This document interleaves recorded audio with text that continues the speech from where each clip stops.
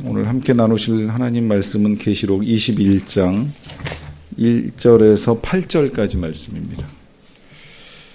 요한계시록 21장 1절에서 8절까지 말씀입니다. 신약성경 421면 요한계시록 21장 1절부터 8절까지 말씀을 저와 여러분들이 한 절씩 교독하겠습니다.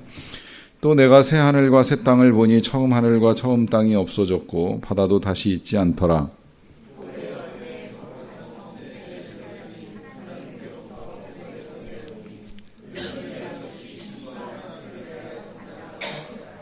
내가 들으니 보좌에서 큰 음성이 나서 이르되 보라 하나님의 장막이 사람들과 함께 있음에 하나님이 그들과 함께 계시리니 그들은 하나님의 백성이 되고 하나님은 친히 그들과 함께 계셔서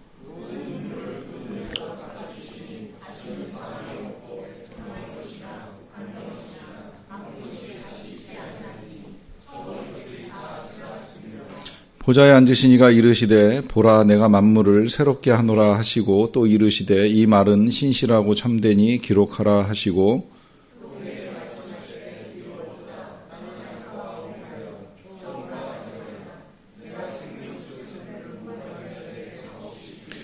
이기는 자는 이것들을 상속으로 받으리라. 나는 그의 하나님이 되고 그는 내 아들이 되리라.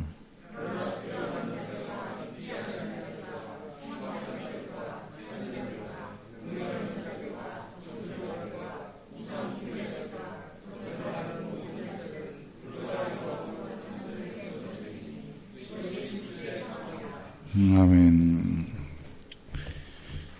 우리 사람들이 이 본성적으로 새 것을 되게 좋아합니다. 그래서 뭔가 물건 이제 새로 사면 그 새로 산 물건에 대한 기쁨을 누리게 되죠. 늘 쓰던 전화기지만 새 전화기로 바꾸면 그 이 새 전화기가 가지고 있는 성능과 기능, 특히 남자분들이 이제 그거에 빠져서 이 몇 날 며칠 시간을 이제 보내는 일이 처음에 조금 있는데.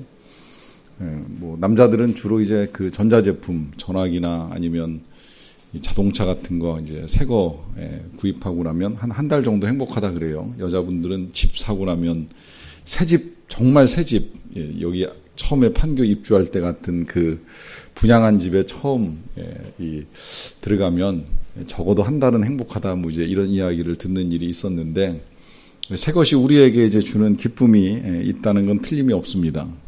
근데 여러분, 어떤 새 것이라고 할지라도 이 사람이 만든 새 거는 그것을 우리의 손에 쥐는 순간 아니면 우리가 이제 들어가는 순간부터 낡기 시작한다는 거 아시죠? 자동차는 임시 번호에서 이 번호판 다는 순간에, 제 번호판 다는 순간에 중고차 된다, 이제 이런 이야기 하는데 어떤 새 것도 시간이 흐르면 낡고 이제 쓰던 것이 돼버릴 수밖에 없다는 거예요. 주로 사람이 만든 게 그렇습니다. 그런데 하나님이 우리에게 주시는 건 좀 달라요. 똑같은 건데도 이제 매번 새롭게 느껴지는 것들이 있습니다. 시편에서 보면 그 새 노래로 여호와를 찬양하라, 이제 이런 찬양이 있는데요. 거기서 말씀하고 있는 그 새 노래라고 하는 것은 새롭게 만든 노래로 하나님을 찬양하라는 건 아니에요. 물론 노래가 계속해서 작곡이 되고 새로 만들어져서 하나님을 찬양할 수 있는 건 굉장히 좋은 일인데 매번 그렇게 찬양을 할 수 없습니다. 오늘 우리가 지금 불렀던 찬양들도 대부분 근간에 우리가 적어도 한 번 이상씩은 이제 불러보았던 찬양을 다시 부르잖아요. 근데 이런 찬양을 우리가 새 노래라고 할 수 있는 건 이제 부르는 오늘 우리의 마음에 담겨 있는 새로운 은혜, 또 새로운 감사, 새로운 감격, 새로운 기쁨, 이제 이런 것들이 있을 때 새 노래가 되는 거예요. 그러니까 어제와는 다른 오늘 또다시 우리에게 허락하시는 은혜와 기쁨 속에서 오늘 우리가 새 노래로 하나님을 찬양할 수 있다는 거죠. 그런 의미에서 이 새롭다라고 하는 것이 똑같은 상황에서 이제 하나님이 새롭게 만들어 주시는 것들을 좀 묵상을 해볼 필요가 있는데요. 저는 그 봄이 되면 이제 다시 겨울 내내 말라 있고 죽어 있었던 것처럼 보이는 나무에 새로운 가지가 나고 또 그 가지에서 싹이 나고 이제 잎이 나고 하는 이런 일련의 과정들을 보면서 참 신비하다, 참 놀랍다, 또 대단하다, 이제 이런 감탄을 할 때가 많아요. 여러분들 생각하셔도 신기하잖아요. 이게 실은 작년에도 봤던 거예요. 똑같이 보여요. 그런데 이게 금년에 새롭게 뭔가 이렇게 다시 피어나기 시작을 하면 그 자체가 감동이죠. 그게 이제 그 싹이 나고 뭐 가지가 나고 이 하는 것 가운데 특히 이제 우리를 제일 많이 감동시키는 게 전 열매라고 생각하는데, 작년에 봤던 열매지만 올해 또다시 그 나무에서 그 가지에서 또다시 열매가 맺히는 걸 보면 이게 첫 열매로부터 시작해서 참 하나님이 만드시는 게 늘 신비하다, 이제 이런 생각을 하는 거예요. 자식을 둘렀다고 셋째가 지루합니까? 셋째는 셋째대로 또 다른 신비한 기쁨을 주는 것처럼 반복되는 일상이지만 새롭게 태어나는 생명의 기쁨이 이제 그 속에 있는 거죠. 저는 오늘 아침에 그래서 이제 그런 권고도 해드렸어요. 시간 나면 우리 교회 옥상에 올라가서 그 포도나무에 새롭게 난 포도 열매, 그 풍성한 열매를 좀 보십사 하는 부탁을 드렸는데, 이게 작년에도 따서 이제 교우들이 이렇게 드시기도 하셨는데, 올해 또 다시 지금 열매가 이렇게 많이 이제 맺히는 걸 볼 수 있는데, 똑같은 나무에 똑같은 열매가 맺히는 것 같지만 새롭게 올라오는 열매들을 통해서 우리가 새로운 기쁨을 누리게 된다는 거죠. 이게 하나님의 역사예요. 그러니까 하나님의 역사는 반복되는 것 같지만 그 가운데서 새롭게 만들어내시는 것들을 통해서 우리에게 기쁨을 주시고, 그 기쁨 때문에 이제 우리가 새로운 노래로 또다시 하나님을 찬양할 수 있는 겁니다. 제가 오늘 왜 이런 서론으로 시작을 하는지는 대충 알고 계시리라고 생각을 합니다. 오늘 우리가 보는 게 신천지입니다. 새하늘과 새 땅, 요약하면 신천지가 되는데, 이 새하늘과 새 땅이 이제 요한이 본 이 계시의 마지막 부분에 들어 있는데요. 자, 이것이 뭐 근간에 이제 이단에서 신천지라고 표현을 하니까 좀 부정적인 느낌을 우리에게 주긴 합니다만은, 분명한 건 하나님이 우리를 위해서 새 하늘과 새 땅을 만들어 놓으셨고, 그걸 보니까 처음 하늘과 처음 땅이 없어졌고 바다도 다시 있지 않더라 하는 이제 시작으로 말씀이 진행이 되는데요. 의미를 좀 나누기 전에 먼저 우리가 천국에 대한 개념을 조금 정리를 하고 갈 필요가 있을 것 같은데요. 천국이라고 하는 거는 뭐 이게 하나님의 나라라고 하는 점에 있어서는 틀림이 없는데, 이 하나님의 나라를 이해할 때 현재적 천국이 있고, 그 다음에 사후 천국이 있고, 종말적 천국이 있습니다. 현재적 천국이라고 하는 건 이제 말 그대로 지금 오늘 우리가 이 땅에서 누릴 수 있는 천국이에요. 이건 여러분들 잘 알고 계시는 찬송가 가사 중에 이제 그 찬양 생각하시면 제일 이해하기 쉬울 것 같아요. 내 영혼이 은총 입어 중한제짐 벗고 보니 내 주 예수 모신 곳이 그 어디나 하늘나라 그러잖아요. 그래서 초막이나 궁궐이나 뭐 내 주 예수 모신 곳이 하늘나라라고 하면서 현재적 오늘 우리가 이 땅에서 누릴 수 있는 하나님의 나라에 대한 이야기를 하는데, 그 나라의 특징은 뭐냐면 주 예수를 모신 곳이라고 하는 거죠. 내 마음에 주 예수를 모실 때, 이제 그런 의미에서 현재적 천국은 이제 왕국 개념으로 이야기를 하기도 하는데요.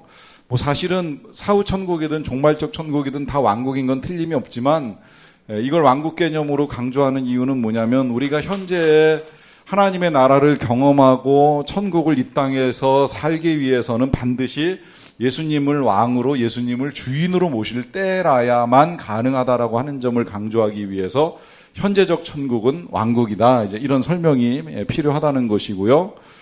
그 다음에 이제 이 사후 천국은 말 그대로 우리가 이 세상을 떠나게 되면 가게 되는 곳이 천국입니다. 근데 사후 천국하고 종말적 천국을 이제 구분하는 이유를 조금 여러분들이 이해하시면 좋을 것 같은데요. 뭐 결국은 다 하나님의 통치 아래 있으니까 다를 것은 없어요. 그런데 사후 천국은 종말적 천국하고 다른 것이, 이게 지금 종말적 천국을 통해서 이제 새 하늘, 새 땅, 새 예루살렘이 완전히 이제 완성이 되는 겁니다. 그렇다고 해서 그럼 이건 불완전한 천국이냐라고 한다면, 이제 불완전하다고 표현하는 것 자체가 천국에 어울리지 않기 때문에, 이걸 랜디 알콘이라고 하는 신학자는 중간이다라고 하는 표현을 사용을 했어요. 그냥 중간. 완전 불완전의 문제가 아니라 이제 사후에 우리가 머무르게 되는 천국이 분명히 존재하는데, 그것은 종말적으로 도래하게 될 새하늘과 새 땅과는 다른 이제 중간적 개념으로서의 사후 천국 이제 간다라고 하는 걸 우리가 알고 있고요. 어쨌든 분명한 건 이제 우리에게 장차 도래하게 될 이 종말적 천국에 대한 이해가 이제 가장 중요한 건데, 오늘 이제 이 계시록 말미에 저와 여러분들이 오늘로부터 이제 다음 주 마지막까지 이제 이 천국이 어떤 곳이냐라고 하는 이제 개념을 가지고 봅니다. 근데 그 첫 번째 특징으로 제일 먼저 강조되는 것이 새 하늘, 새 땅이다. 이제 이렇게 설명을 해요. 그러면서 뭐라고 말씀하시냐면 처음 것이 없어졌다 그래요. 그러니까 이 처음 하늘과 처음 땅이 없어졌다라고 하니까 이제 여기서부터 혼란이 생기는 거예요. 어떤 혼란이 생기냐면 이거 그러면 처음 거 다 없어졌으니까 이거 재창조냐?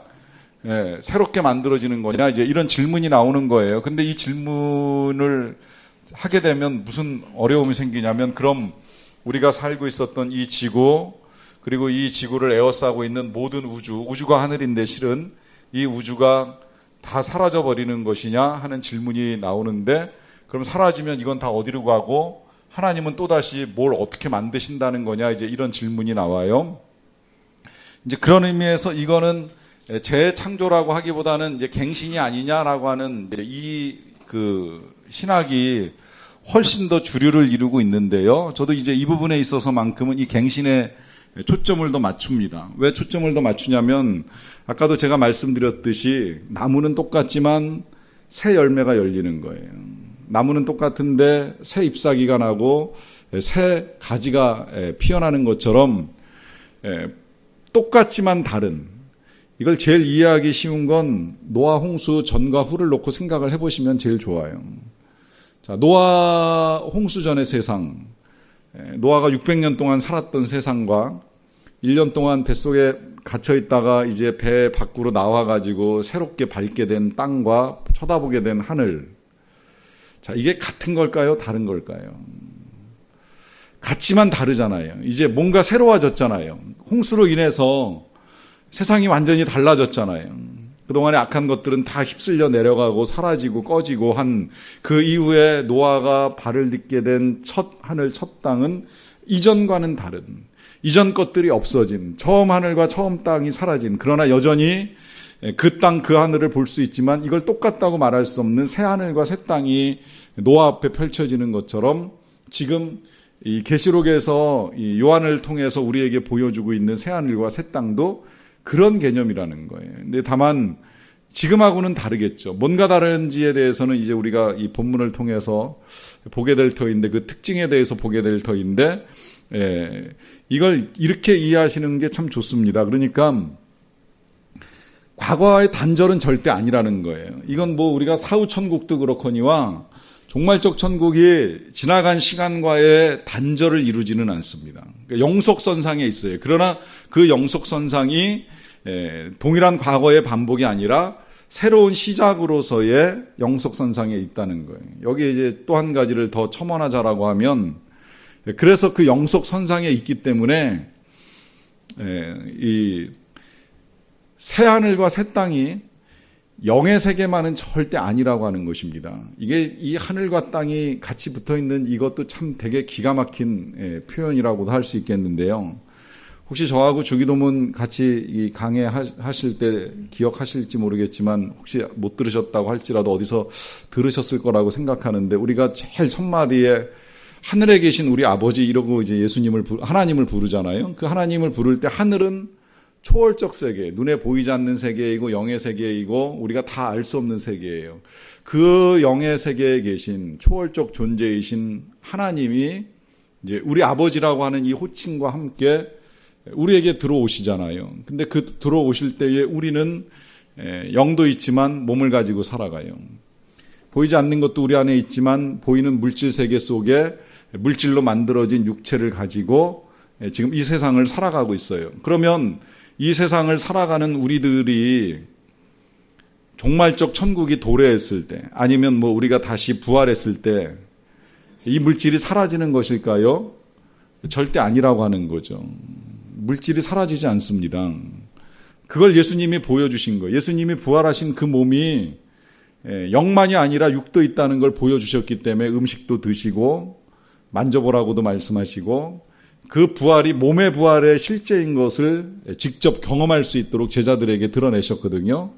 그래서 그 주기도문 다음에 제가 사도신경 강해를 했을 때에 그 사도신경의 맨 마지막에 있는 부활, 이게 우리가 믿는 부활이 무엇의 부활이에요? 몸의 부활이라고 그러잖아요. 몸의 부활. 이 몸의 부활이라는 표현 자체가 영과 육을 포함한 전인적인 부활을 의미하는 겁니다. 그러니까 이 새하늘과 새 땅이라고 하는 건 보이지 않는 뭔가 특별한 세상으로 들어가는 영적 경험이 아니라 우리가 지금 여전히 발을 딛고 서 있는 이 땅과 또 머리로 떠받들고 있는 이 하늘이 달라지지는 않는다는 거예요. 그러나 뭔가 새롭게 이제 갱신되는 변화가 일어날 것이라고 하는 의미에서 처음 땅과 처음 하늘은 다 없어지고 새 하늘과 새 땅이 있는데 뭐가 달라졌느냐라고 했을 때 그 첫 번째 특징이 이 새 하늘과 새 땅의 첫 번째 특징이 뭐냐면 바다가 없다 그래요. 바다가 없다.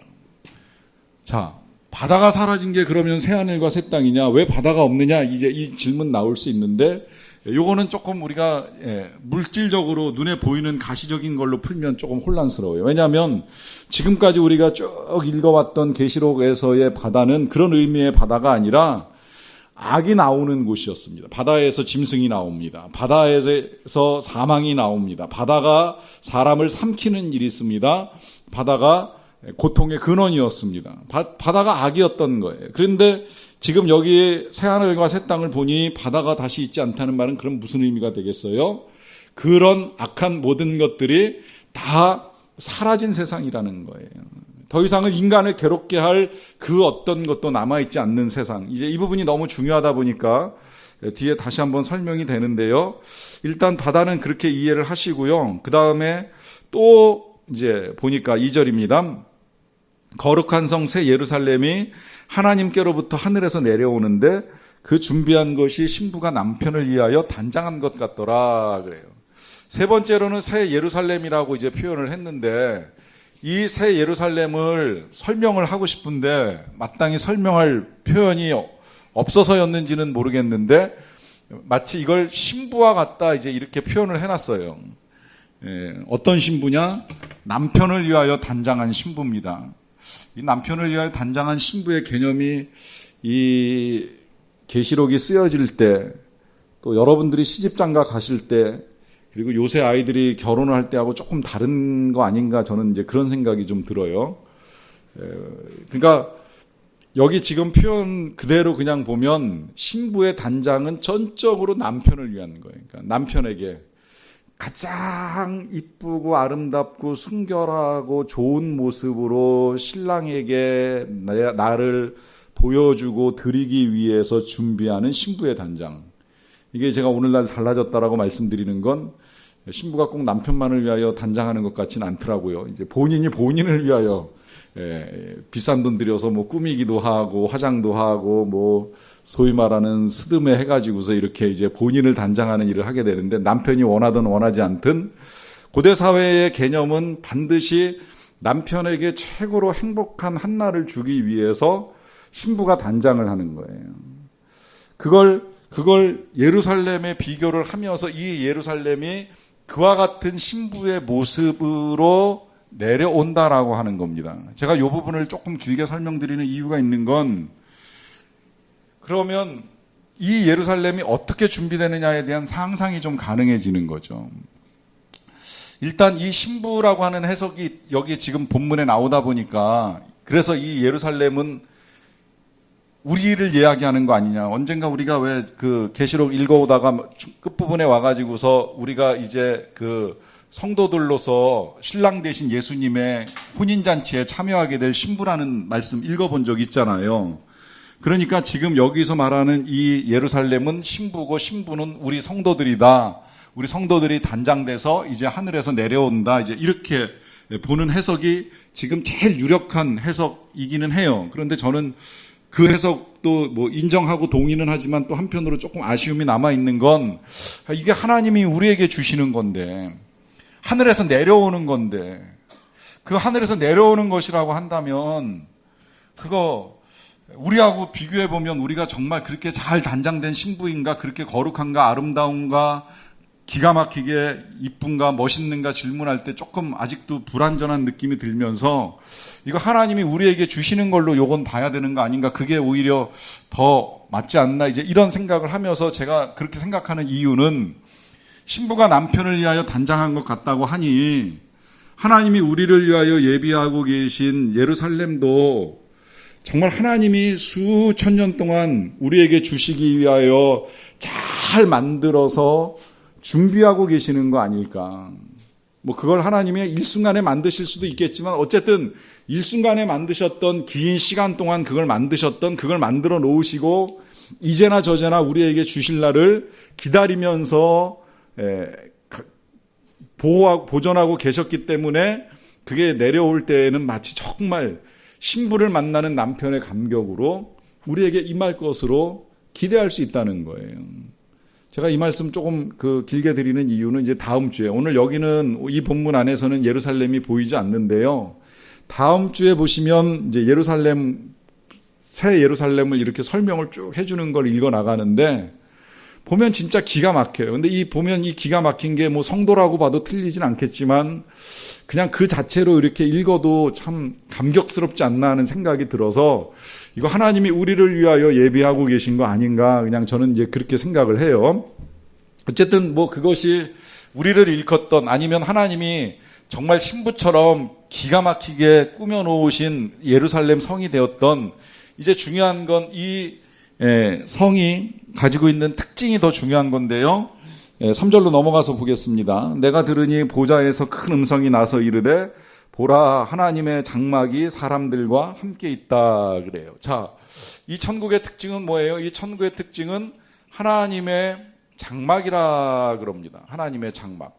장막이라는 말은 알고 계시죠? 장막은 성막이라고도 하고, 성막은 다시 말하면 하나님의 거처입니다. 거처라고 하는 건 하나님께서 머무시는 곳이고 하나님이 계시는 곳입니다.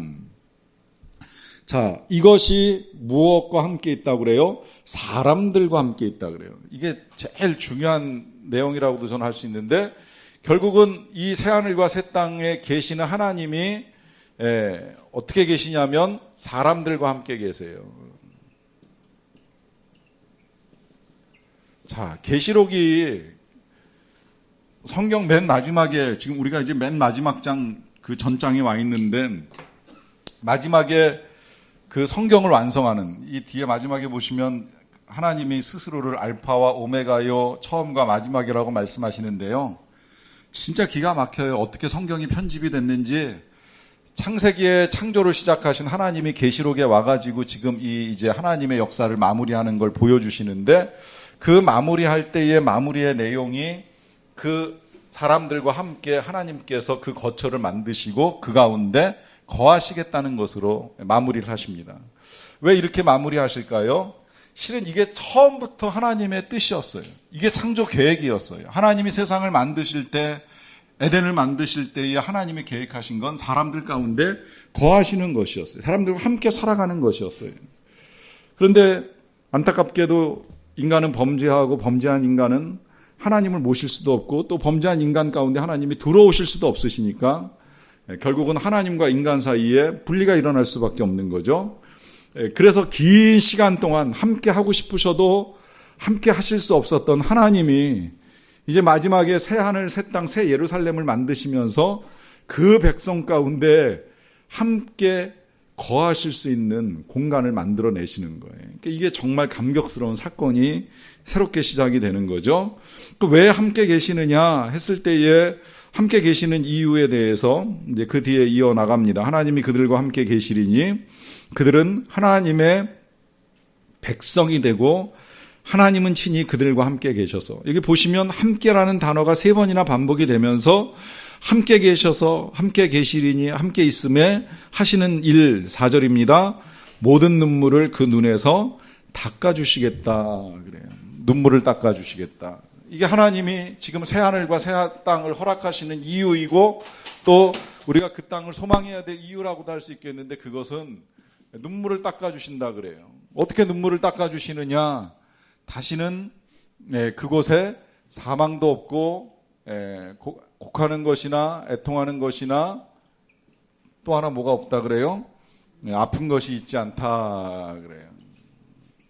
그래서 더 이상은 눈물이 없는 곳을 만들어 주시겠다. 뿐만 아니라 이 눈물이 없다라고 하는 이 말씀, 이 눈물을 닦아 주시겠다라고 하는 이 말씀은 우리가 이 땅 살면서 이제 이런 일들로 인해서 사랑하는 가족이 사망하는 일, 또 사랑하는 가족이 아픈 일, 또 믿음을 가지고 살아나가는데 부딪히게 된 여러 가지 핍박과 시련들로 인해서 겪게 된 애통함과 주림과 목마름과 고통과 아픔 속에서 흘렸던 그 모든 눈물을 주님이 친히라 그래요. 분명히 주님이 직접 닦아주시는 일을 하면서 더 이상 이제 그런 아픔 없이 그런 눈물 없이 살도록 우리에게 새하늘과 새 땅을 예비하고 계신다는 거예요. 저는 이 부분 읽을 때 가끔 그런 생각을 한 번씩 해요. 진짜 눈물이 없을까? 진짜 하나님 나라에 눈물이 없을까? 이제 아니라고 생각하는 이유가 있어요. 이제 물론 그 드라마를 보면서도 이제 생각을 하게 됐지만 그 땡큐라고 하는 이제 무언 드라마를 보게 되면 이 천국에서 우리가 겪게 되는 일들에 대한 이제 경험을 나누는 일이 있게 되는데 감격스럽잖아요. 천국에 간다고 상상을 해보면 또 헤어졌던 사람들 만나는 거 굉장히 기쁘잖아요. 근데 어떻게 눈물 없이 만날 수 있겠어요? 오랫동안 못 보다 보게 되는데 생각만 해도 눈물 나는 일이잖아요. 사랑하는 가족을 헤어졌던 사람을 거기에 하나님 예비하신 그 예루살렘의 풍요와 아름다움 이런 거 보면 감격할 수밖에 없는데 그 감격을 그냥 웃으며로만 맞이한다. 어려운 일이 될 수 있다는 생각이 들어요. 그러면 눈물은 있을 것도 같아요. 근데 그 눈물이 하나 다른 게 분명하죠. 이런 눈물이 없다는 거예요. 사망으로 인한 눈물, 애통으로 인한 눈물, 슬픈 것으로 인한 눈물, 아픔으로 인한 눈물. 무슨 눈물만 있는 거예요? 감사의 눈물, 감격의 눈물, 기쁨의 눈물, 행복의 눈물이 있다는 거죠. 이제 우리의 눈물, 그 과거에 흘렸던 이런 아픔들로 인한 눈물은 주님 다 씻어주시고 행여 천국의 눈물이 남아있다면 그런 감사의 눈물만이 남아있을 수 있다는 생각을 하면서 이제 이런 아픈 것들이 다시 있지 아니하리니 처음 것들이 다 지나갔음이로라 말씀합니다. 그러면서 5절 보좌에 앉으시니 그랬어요. 자, 여기는 이제 보좌에서 나는 음성하고 조금 구분이 됐는데 보좌에 앉으신이라고 하는 건 당연히 하나님이시겠죠. 왜 근데 굳이 보좌라고 하는 표현을 강조했을까요? 왜 하나님이라고 말씀하지 아니하였을까요?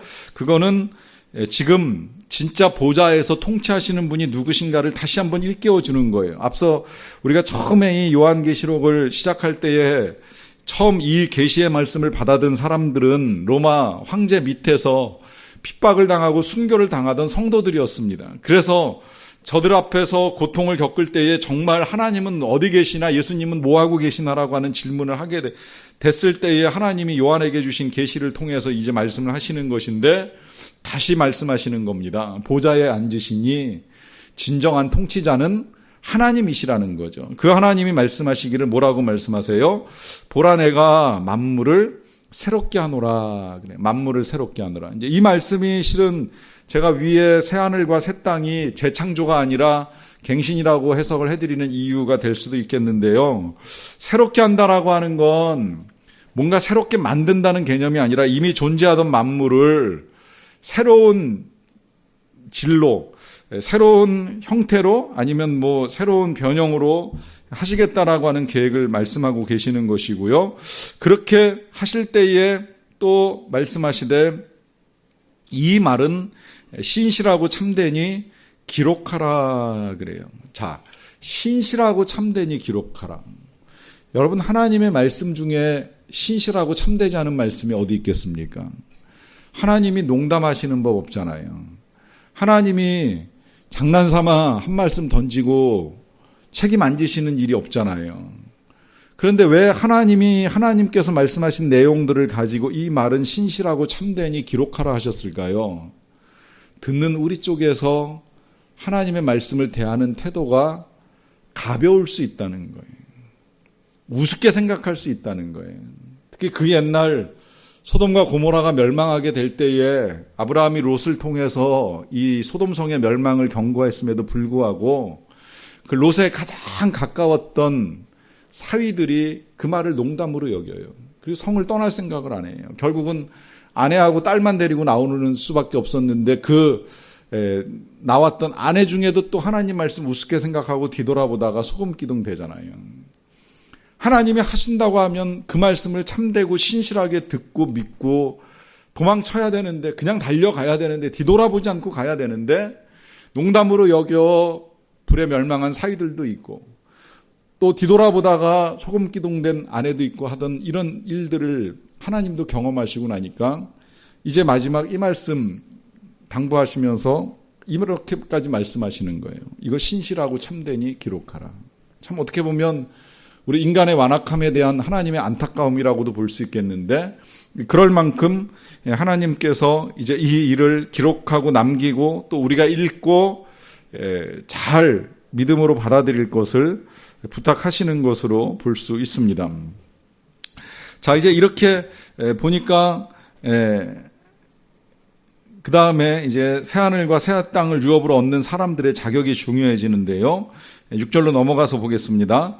또 내게 말씀하시되 이루었도다 그래요. 자, 이루었도다, 이 느낌이 꼭 우리 예수님께서 십자가에서 마지막 구원 사역 다 끝내셨을 때 하신 말씀하고 많이 비슷하죠. 다 이루었다 말씀하셨는데, 그것이 이제 구원을 이루셨다면 이제 여기서는 완전히 심판을 이루시고 또 새하늘과 새 땅을 이루신 후의 말씀이라고도 볼 수 있겠는데, 여기서 그렇게 다 이루었도다 하시면서 나는 알파와 오메가요 처음과 마지막이라 그래요. 이것이 역사를 시작하시고 마무리하시는 분, 구원을 시작하시고 구원을 완성하시는 하나님이신 것을 분명하게 우리에게 보여주시고요. 그러면서 하시는 말씀이 내가 생명수 샘물을 목마른 자에게 값없이 주겠다 그래요. 자, 이제 여기서 우리가 이 하나님의 나라의 특성을 이해하는 것도 중요하지만 이 특성을 우리가 받을 수 있는 자격은 누가 가지고 있느냐라고 했을 때에 제일 첫 번째로 목마른 자라 하는 표현을 사용을 합니다. 목마른 자. 이 목마른 자에게 생명수 샘물을 값없이 주겠다라고 하는 말씀을 하고 계시잖아요. 자, 이 말씀은 우리가 오늘 처음 대하는 낯선 말씀이 아닐 거예요. 아마 저하고 이제 금년에 처음 1월 달에부터 이 요한복음 말씀 같이 주일날 들으신 분들은 요한복음에서만 벌써 2번 예수님이 똑같은 말씀을 하셨어요. 이 사마리아 성 여인 찾아왔을 때 내가 주는 물을 먹는 자마다 결코 목마르지 아니하리라 하는 말씀 하셨고요. 또 요한복음 7장에 그 오순절 끝날에 명절에 서서 예수님 외치시기를 누구든지 목마르거든 내게로 와서 마시라. 나를 믿는 자는 그 배에서 생수의 강이 흘러나리라 라고 하면서 목마른 자에게 주님이 생명수의 샘물을 주시겠다라고 하는 말씀을 하신 것을 분명히 기억합니다. 왜 또 여기 이 계시의 마지막에 이 말씀을 다시 하실까요? 여러분, 우리가 목마름 없이 살아갈 수도 있다는 거예요. 교회는 들락날락하지만 진짜 이 예수님의 생명, 예수님이 주시는 생명수 생물에 대한 목마름 없이 그냥 거저 왔다 갔다 하는 일들도 우리 안에 일어날 수 있기 때문에 진짜 우리가 줄이고 목마른지, 그래서 주님이 주시는 배부름과 이 생명수 샘물을 필요로 하고 있는지에 대한 이제 우리의 상태를 점검해 보도록 이 말씀을 이제 주시는 건데, 그런 목마름이 있다면 뭐라고 말씀하세요? 이 목마른 자들에게 값없이 주시겠다 그래요. 값없이. 여기서 다시 한번 확인하게 되는 건 하나님의 은혜는 여전히 우리의 조건 없이, 우리의 공로 없이 하나님이 주시는 것이라는 게 분명하고요.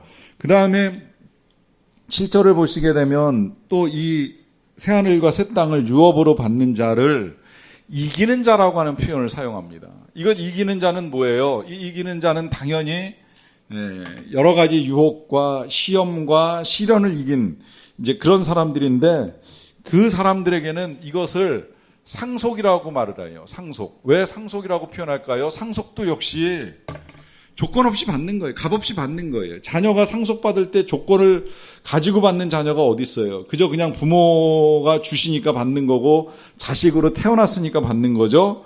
그러다 보니까 이런 것들을 상속으로 받으리라 그러면서 나는 그의 하나님이 되고 그는 내 아들이 되리라 그래요. 아들. 그러니까 모든 그리스도인들을 아들이라고 하는 단어로 총칭하시면서 하시는 말씀이 아들이기 때문에 상속받을 수 있고 그 상속은 값없이 주시는 은혜라고 하는 걸 분명히 말씀하시는 겁니다. 그런데 이걸 얻지 못하는 사람들이 있어요. 누구냐면 두려워하는 자들입니다. 여기서 말하는 이 두려워하는 자들은 핍박을 두려워하는 거예요. 불이익을 두려워하는 거예요. 하나님을 믿음으로 말미암아 겪게 되는 손해를 두려워하는 거예요. 그러다 보니까 어떤 일도 일어나냐면 배교하는 일도 일어나는 겁니다. 또 그래서 이 지금 하나님의 나라 새하늘과 새 땅을 받는 자를 이 말씀에 비추어서 보게 되면 담대한 자가 받을 수 있어요. 용기 있는 자가 받는 거예요. 두려워하면 안 돼요. 여러분 우리가 믿음을 가지고 있다는 이 사실을 우리가 고백할 때에 이 믿음이 상황에 따라 흔들리면 안 되는 겁니다. 어떤 위협 속에서나 손해나 희생 속에서 흔들려서는 안 된다는 거예요. 그러면 새하늘과 새 땅을 유업으로 받을 수 없는 것이 너무나도 분명합니다. 그 다음에 믿지 아니하는 자들이라 그랬어요. 믿지 아니하는 자들은 다른 말로 하면 뭐예요? 결국은 의심인데 뭘 의심하는 거예요? 정말 그날이 올까? 그 일이 이루어질까? 이게 정말 사실이야? 의심 갖고 있으면 안 된다는 겁니다. 거기에 흉악한 자들, 그 뒤에도 쭉 열거됩니다. 살인자, 음행하는 자, 점술가 아시죠? 그 다음에 우상숭배자, 거짓말하는 자, 불과 유황, 이런 모든 자들은 불과 유황으로 타는 못에 던져지리라 그래요. 자, 뭐 일일이 다 열거를 할 수는 없고요. 그냥 한마디로 마지막에 그 거짓말하는 자로 묶어서 이야기한다라고 하면 이제 그 거짓말의 반대는 뭐예요? 진실해야 된다는 거예요.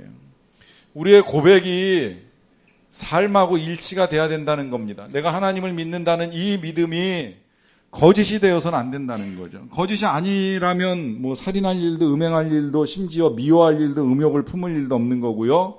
우상을 섬길 일도 없는 거예요. 결국은 이런 사람들이 되어야지 새하늘과 새 땅을 유업으로 받는데 만약에 그렇지 않으면 어떻게 되느냐. 이런 모든 자들은 불과 유황으로 타는 못에 던져지리니 이것이 둘째 사망이라 그랬어요. 자, 여기서 이제 둘째 사망이 다시 나왔습니다. 자, 앞서도 그런 말씀 드렸습니다. 부활은 둘째가 있어요, 없어요? 분명히 없다고 말씀을 드렸어요. 한 번 부활하면 두 번 부활할 일은 없어요. 그러나 사망은 첫째 사망이 있고 둘째 사망이 분명히 있습니다. 첫째 사망은 아시겠지만 우리가 다 겪어요. 거의 예외 없어요. 여기 예수님 오실 때까지 살아계신 분이 계시다면 첫째 사망을 면하실 분이 있을지는 모르겠지만 뭐 그때까지 주님 안 오시면 우리가 다 첫째 사망은 겪는데 일단 첫째 사망은 절대 끝이 아닙니다. 우리가 이 사망을 끝으로 생각하는 잘못된 개념 때문에 지금도 살다가 힘들면 사망을 스스로 취해가지고 이렇게 하면 끝나겠지라고 생각을 하는데 믿거나 안 믿거나요. 사망은 절대 끝이 아니에요. 사망은 넘어가는 문입니다. 근데 이걸 넘어갔을 때에 부활로 가느냐 둘째 사망으로 가느냐만 갈라지는 거예요. 근데 부활로 가면 지금까지 말씀드린 대로 하나님 함께 계시는 곳에서 주님 닦아주시는 눈물 다 닦아내고 더 이상 아픔 없이 정말 기쁨의 눈물만 흘리면서 아니면 기쁨의 노래를 부르면서 아니면 즐거움의 찬송을 부르면서 행복하게 살겠지요. 그런데 그렇지 못한 사람들은 다 모든 자들은 다 불과 유황못에 던져지는 이게 둘째 사망. 다시 말하면 이 둘째 사망에는 죽음이 없습니다. 영원히 불과 유황으로 타는 못에서 영원히 살아가는 거예요. 그러니까 사망이 끝이 아니라고 말씀을 드리는 거예요. 뭐 이 자리에 계실 분들 중에 그럴 분이 없으시리라고 믿고요. 그렇게 또 우리가 둘째 사망에 던져지는 자가 아니라 첫째 부활을 누리고 새하늘과 새 땅을 우리가 하나님과 함께 경험하기 위해서 우리에게 주신 이 믿음 담대하게 붙들고 의심 없이 살아가면서 신실하게 믿음 지키시기를 간절히 축원합니다.